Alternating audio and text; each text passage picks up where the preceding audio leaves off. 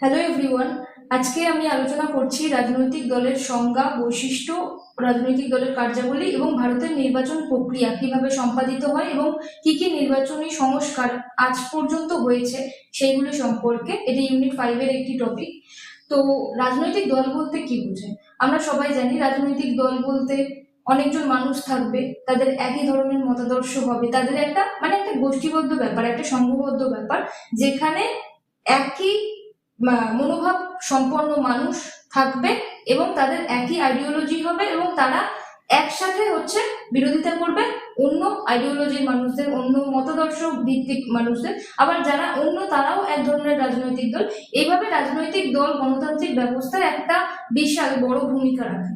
তো রাজনৈতিক দলের সংজ্ঞা হিসেবে এইটুকু জানাই এনাফ, কারণ রাজনৈতিক দলের সংখ্যা এতটাও ইম্পর্টেন্ট নয়। কিন্তু আমাদের যে সংবিধান আছে, সংবিধানে রাজনৈতিক দল কেন বলছি, আমাদের যে নির্বাচন প্রক্রিয়া আছে সেই সম্পর্কে দেওয়া আছে কত নম্বর সংবিধানের 15 নম্বর অনুচ্ছেদে, যেটা 324 থেকে 329 নম্বর যে আমাদের সংবিধান আছে বা আর্টিকেল আছে, সেইটার মধ্যে নির্বাচন সম্পর্কে তো যাবতীয় জিনিসপত্র এখানে দেওয়া আছে। এখানে লেখা আছে যে দেশের শাসনভার কার হাতে থাকবে তা নির্ধারণ করার সর্বোচ্চ ক্ষমতা 18 বছর বয়সী সাধারণ নাগরিকের হাতে। এটা একটা সংজ্ঞা বলা চলে। গণতান্ত্রিক ভিত্তির কি আছে? ভারত একটি গণতান্ত্রিক রাষ্ট্র, অর্থাৎ এখনকার সরকার জনগণ দ্বারা নির্বাচিত। আমরা যে দেশে থাকি সেখানে এমন একটি ব্যবস্থা পরিচালিত হয় যেখানে জনগণের হাতে সব ক্ষমতা আছে। এটা সহজ কথায় বললে বোঝা যায়, জনগণের হাতে যেহেতু সব ক্ষমতা আছে এবং জনগণের এই ক্ষমতাটাও আছে যে ভোট দিয়ে কাকে আনবে কাকে আনবে না। সাংবিধানিক অধিকার হিসেবে এটা সংবিধানের 15 নম্বর অনুচ্ছেদ বা 15 নম্বর পার্টে আছে।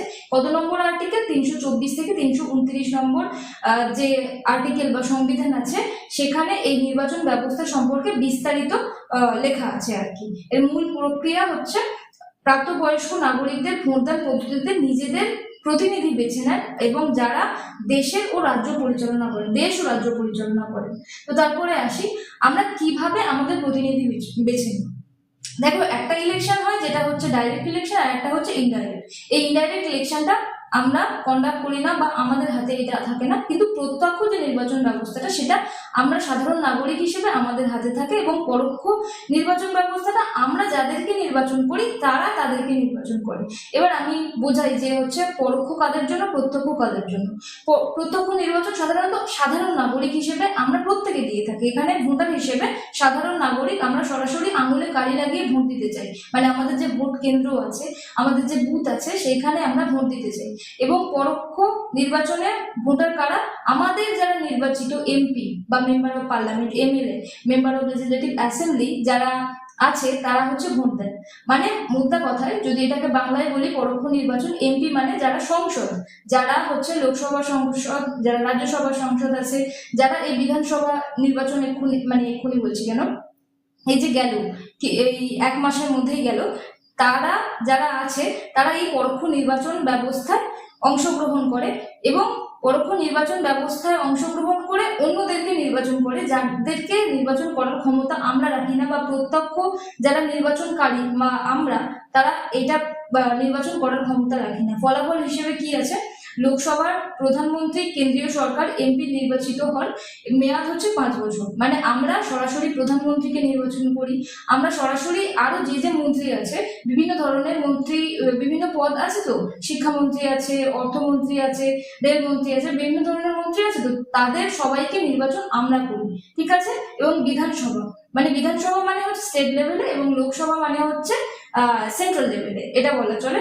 কিন্তু যদি আরো বিস্তারিত জানতে চাই তাহলে পার্লামেন্টের দুটো ভাগ, একটা লোকসভা, একটা রাজ্যসভা। লোকসভা প্রধানমন্ত্রী এবং কেন্দ্রীয় যত বাহিনী আছে, বাহিনী বলতে কেন্দ্রীয় সরকারের যত লোকজন আছে তারা নির্বাচিত হয়, এবং বিধানসভা বা এমএলএ যেখানে নির্বাচিত হয় সেটাও আমরা ভোট দিই, যেখানে স্টেট লেভেলে এটা মুখ্যমন্ত্রী এবং রাজ্য সরকারের বিভিন্ন যে মন্ত্রী পরিষদ আছে তাদেরকে মূলত নির্বাচন করি আমরা। এটারও মেয়াদ 5 বছর। এবং আর কোন ভোটে আমরা অংশগ্রহণ করি? পৌরসভা এবং পঞ্চায়েত ইলেকশনে। আমাদের যে লোকাল গভর্নেন্স আছে, আমরা প্রত্যক্ষ নির্বাচন হিসেবে সোজা বাংলা ভাষায় বলতে গেলে আমরা 3টে নির্বাচন ব্যবস্থাতে অংশগ্রহণ করি। একটা পঞ্চায়েত ইলেকশন, একটা হচ্ছে বিধানসভা বা লেজিসলেটিভ অ্যাসেম্বলি ইলেকশন, আর একটা হচ্ছে লোকসভা ইলেকশন। এই তিনটে ইলেকশনে আমরা সাধারণ নাগরিক হিসেবে আমাদের যদি ভোটার কার্ড একটা সার্টেন টাইমে, যে মানে যে টাইমে আমাদের ভোটার কার্ড হওয়া উচিত সেই টাইমটা পেরিয়ে গেলে আমরা যখন ভোটার কার্ড করি, আমরা এই 3 ধরনের ইলেকশনে যোগদান করি, বা এই 3 ধরনের ইলেকশনে আমরা প্রার্থীকে হচ্ছে ভোট দিয়ে জেতাই বা হারাই কিছু একটা করি। এবং পরোক্ষ নির্বাচন হিসেবে রাষ্ট্রপতি এবং উপরাষ্ট্রপতি নির্বাচন। এই রাষ্ট্রপতি এবং উপরাষ্ট্রপতি নির্বাচন বা নির্বাচিত কাদের দ্বারা হয়? এই যে প্রত্যক্ষ নির্বাচনে যারা এমপি হয়ে চলে যাচ্ছে, যাদেরকে আমরা এমপি হিসেবে জেতাচ্ছি, তারা রাষ্ট্রপতি এবং উপরাষ্ট্রপতি নির্বাচনে মানে ভূমিকা রাখে বা অংশগ্রহণ করে, এবং রাজ্যসভার সাংসদ নির্বাচন করে। ঠিক আছে, মেকানিজম মানে কোন পদ্ধতিতে আমরা প্রত্যক্ষ নির্বাচন বা ডাইরেক্ট ইলেকশন এবং পরোক্ষ নির্বাচন হতে পারে। ইভিএম মেশিন বা হচ্ছে যারা এখন ক্লাস 12, আশা করি অনেকেই 18 বছর হয়ে গেছে, কিন্তু ভোটার কার্ড হয়তো করতে দিয়েছো এখনো আসেনি, এটাও হতে পারে। আবার অনেকের হয়েও গেছে, যারা প্রথমবার ভোট দিয়েছো বা দেবে, তারা প্রথমবার যারা ভোট দিতে যাবে তারা ইভিএম মেশিনের একটা ব্যবস্থা দেখতে পাবে, এবং এটা যারা প্রথম যাবে তাদের কাছে নতুনই লাগবে একটা মেশিন, যে মেশিনটাই হচ্ছে বোতাম চেপার মাধ্যমে আমরা আমাদের প্রতিনিধি, যাকে আমরা পছন্দ করছি, যাকে আমার ফ্যামিলি পছন্দ করছে, মানে যার মতাদর্শ আমার সাথে খাপ খাচ্ছে, আমার সাথে মিলছে, আমরা তাকে ভোট দিই। ভোট দিয়ে হচ্ছে তাকে সরকারে আনার চেষ্টা করি। এর মানে এটা নয় যে যাকে ভোট দিচ্ছি সেই জিতবে। এবার ডিপেন্ড করছে তো ভোট হওয়ার ফলে কে কতটা ভোট পেয়েছে সেটার উপরে। কিন্তু পরোক্ষ নির্বাচন ব্যবস্থার ক্ষেত্রে নির্বাচিত প্রতিনিধিদের ভোটের মাধ্যমে নির্বাচিত হয়। মানে আমি আগেই যেটা বললাম যে এমপি আর এমএলএরা এদেরকে নির্বাচিত করে থাকে। ওকে, দেন এবারে আসি ভারতের নির্বাচন প্রক্রিয়া কিভাবে হয়। ভারতের নির্বাচন প্রক্রিয়া মানে আমরা যে 3টে ভোট দিই, 3টে ভোট বলতে লোকসভা ইলেকশন, একটা হচ্ছে বিধানসভা ইলেকশন, আর একটা হচ্ছে পঞ্চায়েত ইলেকশন। এই যে 3টে ভোট মানে আমরা যে আঙুলে কালি লাগিয়ে যে ভোটগুলো আমরা আমাদের বুথে নিয়ারেস্ট যে বুথ আছে যেখানে আমাদেরকে ভোট দিতে যেতে হয়, সেই ভোটটার নাম ইংরেজিতে বলে first past the post system. ঠিক আছে, এই first past the post system কি বলে, এখানে আমি এক্সাম্পল দিয়ে দেখিয়েছি। ধরো 3টে পার্টি আছে, যেখানে একজন সিকিউর করেছে 35%, একজন 30% এবং একজন 20%। এখানে যে 35% পেয়েছে বা 1-2 নাম্বার বেশি পেয়েছে অন্য পার্টিগুলোর তুলনায়, সেই মোটামুটি ভাবে জিতে যাবে। তো এখানে লেখা আছে পুরো ভারতের নির্বাচন ব্যবস্থা first past the post system নীতিতে পরিচালিত হয়। ঠিক আছে, নিয়মটি অত্যন্ত সরল। একটি নির্বাচনী এলাকায় যে প্রার্থী বাকিদের চেয়ে অন্তত একটি ভোট বেশি পাবেন তিনি বিজয়ী ঘোষিত হবেন। মানে এখানে যে সিস্টেমটা আছে সেই সিস্টেমে যে জিতবে তার 50%-এর কম ভোট পেলেও সে জিততে পারে, তার মেজরিটি দরকার নেই। তার দরকার হচ্ছে মানে পরীক্ষায় যে সব থেকে বেশি নাম্বার পাবে সেই ফার্স্ট হবে, এটাই। এর মানে এটা নয় যদি যে সেকেন্ড হয়েছে তার যদি 1 নাম্বারও কম থাকে সে তো সেকেন্ড হবে, আর 1 নাম্বার বেশি পেলেই সে ফার্স্ট হবে। এটাই হচ্ছে মেন কথা। এখানে মোট ভোটের 50% বা তার বেশি পাওয়ার কোনো আইনি বাধ্যবাধকতা নেই। অন্য দেশগুলোতে কিছু কিছু দেশে আছে যেখানে 2 রাউন্ড সিস্টেম বলে একটা ভোট সিস্টেম আছে, যেখানে 50%-এর বাধ্যবাধকতা আছে। মানে যে পার্টি বিজয়ী হয়ে আসবে সেই পার্টিকে 50% পেতেই হবে। ফ্রান্সে এটা আছে 2 রাউন্ড সিস্টেম, কিন্তু ভারতে এটা পরিচালিত হয় না। ভারতের মতো অনেক দেশেও এই যে সিস্টেমটা আছে first past the post system, এই সিস্টেমটা হচ্ছে পরিচালিত হয়। মানে আমি 1 বেশি পেলেই জিতে নেবো, এটাই আর কি।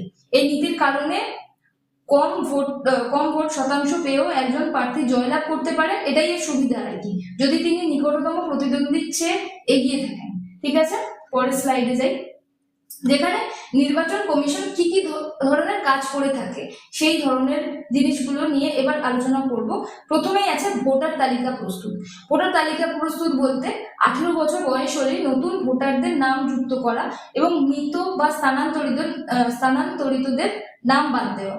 দেখো, যে পাড়ায় বা যে বুথের কাছে, যে বুথের আন্ডারে আমরা ভোট দিই, সেই জায়গার হচ্ছে যাতে একটা অ্যাকাউন্টেবিলিটি, একটা ট্রান্সপারেন্সি বজায় থাকে, এবং সেখানকার যারা বাচ্চা কাচ্চারা আছে, ছেলে মেয়ে নির্বিশেষে, যারা 18 বছর সবে সবে মাত্র পা দিচ্ছে বা হয়ে গেছে, তাদের জন্য ভোটার তারা যাতে ভোটার কার্ড বানায়, সেটা পঞ্চায়েত থেকে পঞ্চায়েতে বিভিন্ন ধরনের যারা কাজে যুক্ত আছে তারা খবর দেবে যে এবারে আপনার বাচ্চার ভোটার কার্ড বানানোর ব্যবস্থা করতে হবে। তো সেখানে যেতে হবে এবং ভোটার কার্ড বানাতে হবে। আমার ভোটার কার্ড বানালেই তো ভোটার তালিকাতে আমার নাম আসবে এবং ভোটের টাইমে আমার নামের যে স্লিপটা আছে সেটাই তো আমার বাড়িতে পৌঁছে দেবে। তাই ভোটার তালিকা প্রস্তুত এইভাবে নির্বাচন কমিশন করে, মানে 18 বছর হলে আমাদের নিজেদেরকে ভোটার লিস্টে যাতে নাম ইনক্লুড করা যেতে পারে, তাই জন্য আমাদেরকে ভোটার কার্ড করতে হবে। এবং নির্বাচন কমিশন কি করে, যারা স্থানান্তরিত বা যারা মৃত বা যারা এক জায়গা থেকে অন্য জায়গায় চলে গেছে, এখানে আর থাকছে না, তাদের নাম সেই জায়গা থেকে কেটে দিতে হবে এবং মৃত ব্যক্তিদের নাম অবশ্যই মুছে দিতে হবে। এটা হচ্ছে নির্বাচন কমিশনের কাজ। ঠিক আছে। 2 নম্বর হচ্ছে রাজনৈতিক দলের স্বীকৃতি। রাজনৈতিক দল বলতে দলগুলোকে জাতীয় বা আঞ্চলিক দলের মর্যাদা দেওয়া, তাদের নির্দিষ্ট নির্বাচনী প্রতীক বা সিম্বল বরাদ্দ করা। প্রত্যেকটি রাজনৈতিক দলের আলাদা আলাদা সিম্বল আছে, কেউ হাত, কেউ পদ্মফুল, কেউ জোড়া ফুল, কেউ যে কোনো ধরনের, কেউ আম, কেউ বই, কেউ হাতি, বিভিন্ন ধরনের সিম্বল আছে। সেই দলগুলো জাতীয় বা আন্তর্জাতিক সেটারও কিছু কিছু ক্রাইটেরিয়া থাকে, কোন দল মানে কোন রাজনৈতিক পার্টি ন্যাশনাল হিসেবে গণ্য হবে আর কোন পার্টি স্টেট লেভেলেই থাকবে। এটারও বিভিন্ন ধরনের ক্রাইটেরিয়া আছে, যেখানে সেগুলো পূরণ হলেই তারপরে নির্বাচন কমিশন সেই স্বীকৃতিটা দেয় এবং সেই দলের মর্যাদাটা দেয় এবং নির্দিষ্ট প্রতীক বরাদ্দ করা। এটা প্রথম থেকে যে পার্টির যে প্রতীক হবে, যে সিম্বল হবে, সেটাই সে ধরে রাখে আর কি। 3 নম্বরে হচ্ছে নির্বাচন পরিচালনা। কবে ভোট হবে, কয়টি দফায় হবে, তার তারিখ ঘোষণা এবং নিয়ন্ত্রণ করা।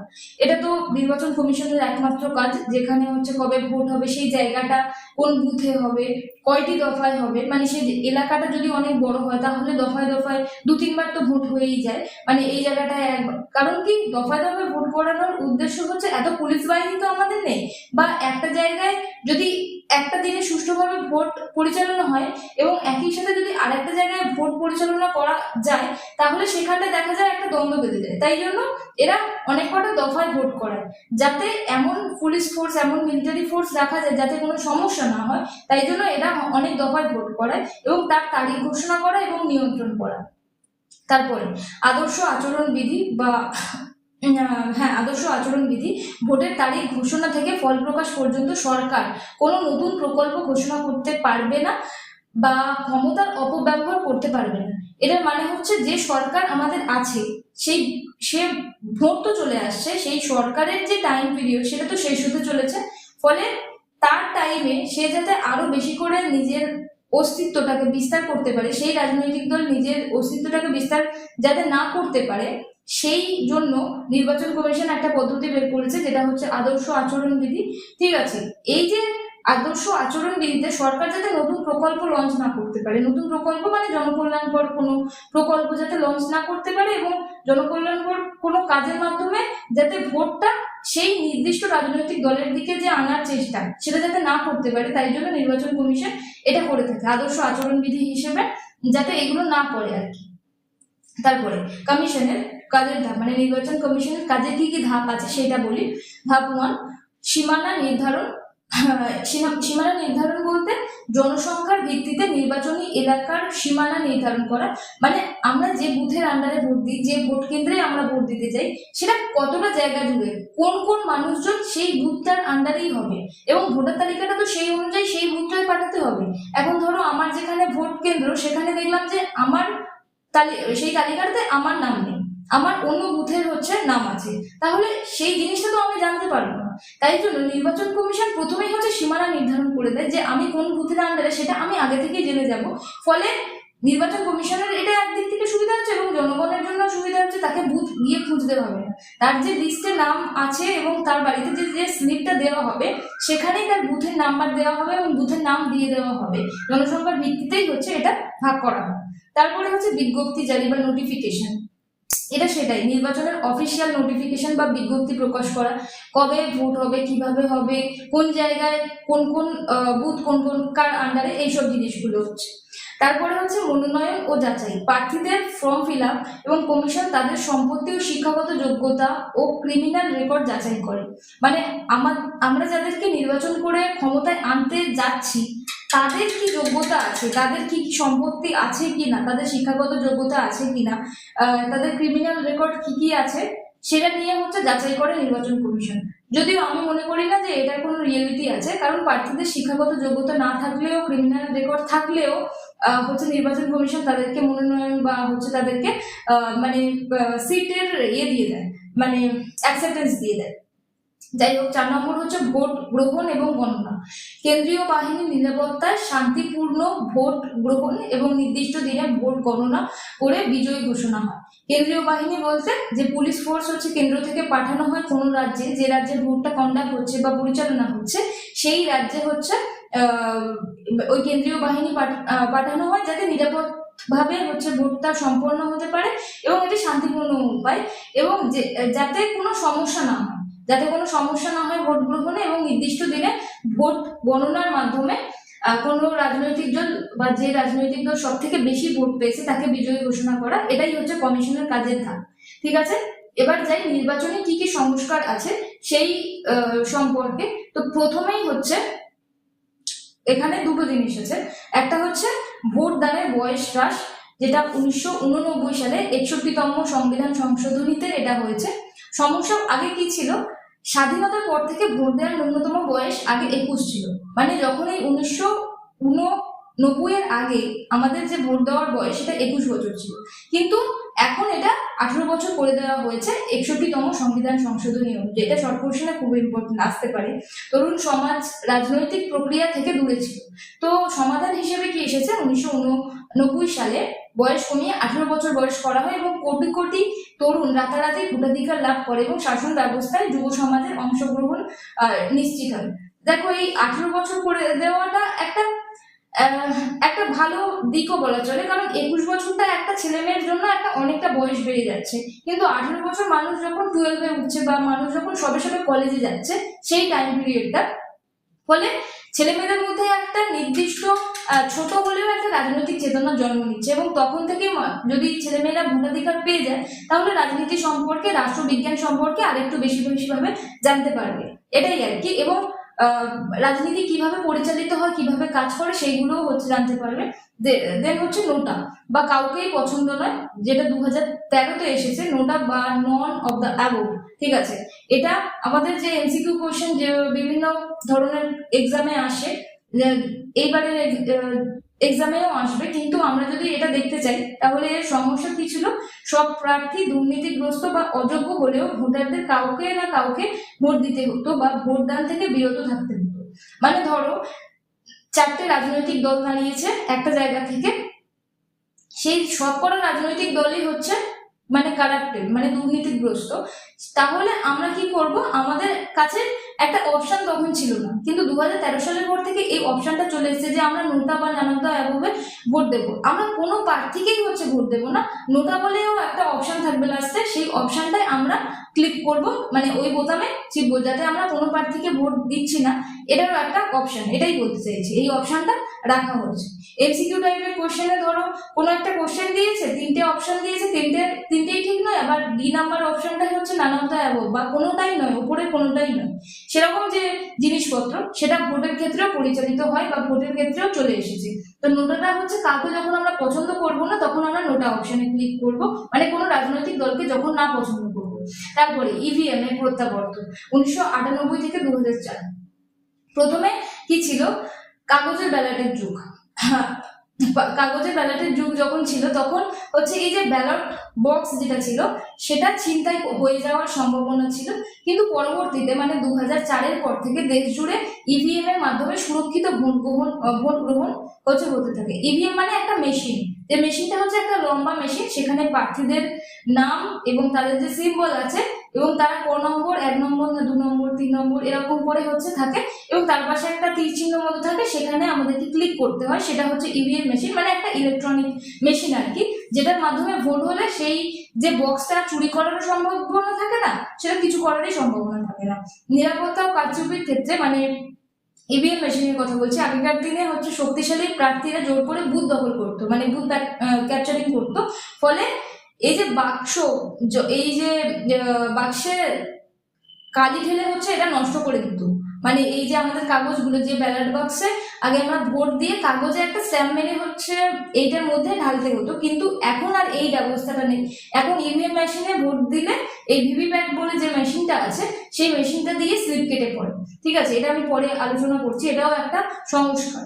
তারপরে লক্ষ লক্ষ ব্যালট পেপার হাতে গুনতে কয়েকদিন সময় লেগে যেত, মানে ভোট গণনা করতে অনেকটা টাইম লেগে যেত। ফলে মাত্র এই যে কয়েক ঘন্টার মধ্যে সম্পূর্ণ নির্ভুল এবং দ্রুত ভোট গণনা সম্ভব করার জন্য ইভিএম এর প্রত্যাবর্তন হয়, যেটা 2004 সালে। তারপরে আসি ভিভিপ্যাট বা voter verified paper audit trial. এটা আসে মানে আমরা যখন ওই ইভিএম মেশিনটাকে ক্লিক করব, বা যে দলটাকে আমি ক্লিক করলাম, যে সিম্বলটা তার আছে, ধরো এখানে ছবিতে দেওয়া আছে ওই পদ্ম ফুলের চিহ্নটা, এবং সেই জায়গাটা আমি ক্লিক করলাম, ফলে ওই যে ভিভিপ্যাট বলে যে মেশিনটা আছে সেখানটায় 7 সেকেন্ড টাইম নেবে আমার, এবং 7 সেকেন্ড টাইম নেওয়ার পরে সেখান থেকে ওই যে সিম্বলটার একটা স্লিপ কেটে পড়বে। ওখানে দেখো একটা ছবি আছে যেখানে ওই সিম্বলটার একটা স্লিপ কেটে পড়বে, যাতে যারা ভোটার তারা জানতে পারে যে তারা যাকে ভোট দিচ্ছে বা যাকে প্রার্থী হিসেবে নির্বাচন করছে বা যে পার্টিকে ভোট দিচ্ছে, মেন কথা সেই পার্টিরই ভোটটা সে নিজে দিতে পারছে। আগে যখন ব্যালট বক্সের ব্যবস্থা ছিল তখন নিজেকে স্ট্যাম্প মারতে হতো এবং অনেক কিছু কারচুপির ব্যাপার ছিল, কিন্তু এখন যখন এই সবকিছু হচ্ছে ইলেকট্রনিক হয়ে গেছে, এখন সবকিছুই তাই ধরা পড়ে যায়, মানে ঠিকঠাক সেই জিনিসটা, সেই ব্যবস্থাটা ঠিকঠাক ভাবে সম্পূর্ণ হচ্ছে কিনা। এটাই হচ্ছে ভিভিপ্যাট। ঠিক আছে, মানে ওই কাগজটা স্লিপ কেটে পড়াটাই হচ্ছে ভিভিপ্যাট বলে।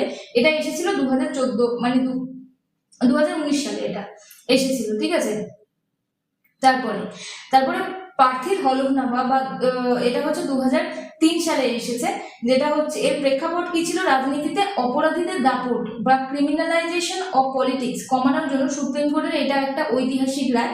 এখানে বদল কি, প্রত্যেক প্রার্থীকে মনোনয়ন পত্রের সাথে আইনি হলফনামা জমা দিতে হবে।